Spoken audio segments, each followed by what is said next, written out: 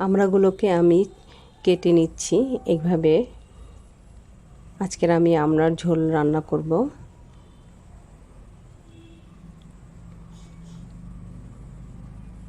এটা একটু সাবধানে করতে হবে, কারণ আটির সাথে আমড়ার এটা অংশটা লেগে থাকে, তো একটু সাবধানে।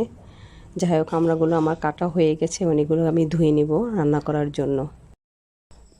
এখন আমি একটা কড়াইতে কিছু চিংড়ি মাছ, পেঁয়াজ আর তেল নিলাম, সাথে একটু হলুদের গুঁড়ি দিলাম, অল্প পরিমাণ মতো মরিচের গুঁড়া অ্যাড করলাম একটু।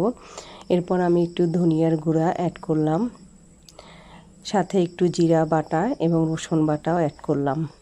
এগুলো দিয়ে আমি ভালোভাবে কষিয়ে নেব। এটা আমড়ার ঝোল, বেশি পরিমাণে মশলা দেওয়া যাবে না, সব কিছু পরিমাণ মতো অল্প অল্প দিতে হবে।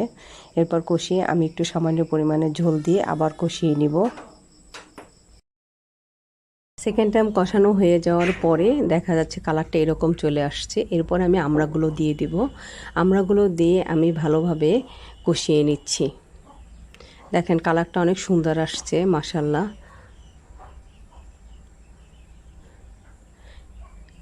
এক পর্যায়ে কষানো হয়ে গেছে, এখন আমি গরম পানিটা অ্যাড করব।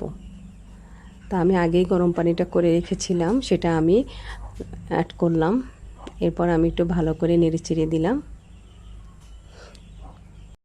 তা এখন আমার আমড়ার ঝোলটা হয়ে গেছে, কারণ আমড়াগুলো সব সিদ্ধ হয়ে গেছে। সবাই খেয়াল রাখতে হবে যে ঝোল দেওয়ার পরে অ্যাটলিস্ট যতটুকু ঝোল রাখবেন তার আগে দেখতে হবে আমড়াগুলো সিদ্ধ হয়েছে কিনা। তা আমড়ার ঝোল কমপ্লিট। কেমন হয়েছে সবাই কমেন্ট করে জানাবেন।